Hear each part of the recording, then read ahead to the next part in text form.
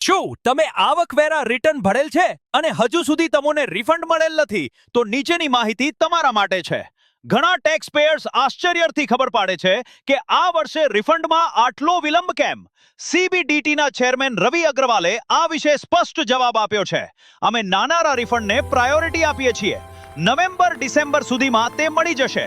બનાવટી મેડિકલ ખર્ચ કે દાન જેવા ખોટા દાવાઓને રોકવા માટે કડક ચેકિંગ કરીએ છીએ.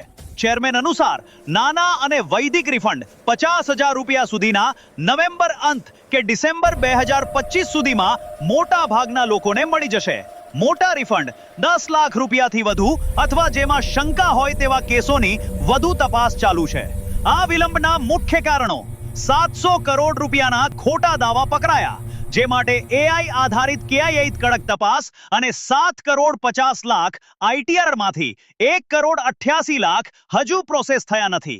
અને વધુમાં કહેવામાં આવેલ છે કે ઇન્કમ ટેક્સ રિફંડમાં મોડું થશે તો ઇન્કમ ટેક્સ ડિપાર્ટમેન્ટ દ્વારા 6% વાર્ષિક વ્યાજ પણ આપવામાં આવશે.